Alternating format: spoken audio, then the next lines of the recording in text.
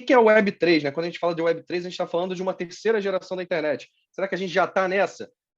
Eu entendo que não. Acho que a maioria das pessoas que tem estudado e falado sobre o tema entendem que não. Acho que a gente está num momento de transição, né? Então, a gente não fala, senão todo mundo já saberia e já está envolvido em grande parte aí do que acontece no que a gente chama de Web3, mas a gente está nesse período de transição. A gente tem lá um período da internet lá iniciado em 1990, que a gente chama de Web 1.0 ou Web 1, que basicamente a gente traz esse conceito de ler, né? Por que ler? Porque a gente só interagia com a informação que nos davam. Então, a gente entrava lá, era uma internet estática. Então, eu tinha sites, eu tinha websites ali que eu acessava e eu obtinha aquela informação que a internet proporcionava ali.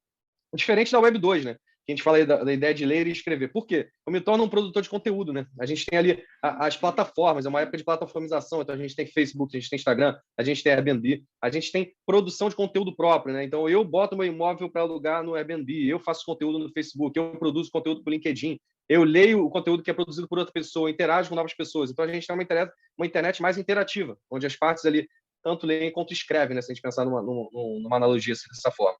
E a gente chega num momento aí de uma Web 3.0, que é essa geração que a gente está passando, vamos dizer que a gente esteja nessa 2.5, né? A gente ainda tem esse cenário das Big Techs, das plataformas, isso ainda é muito latente, a gente ainda está na Web 2.0, mas a gente começa a ver uma transição dessa Web 3.0, que além da interatividade do ler e escrever, a gente fala a questão do ter, da propriedade. A gente vê plataformas aí como Ethereum, a MakerDAO, então Ocean, a gente vai falar sobre Bitcoin, né? Qual o contexto disso? E você ter propriedade de ativos digital, você ter propriedade na internet. Então tem muito a ver com isso e principalmente com uma lógica de descentralização, onde eu elimino intermediários. Quando a gente olha para a Web 2, a quantidade de intermediários e plataformas que ditam como a gente interage na internet, na Web3, dentro do contexto da Web3, é diferente. A gente já não tem mais isso. A gente tem uma desintermediação.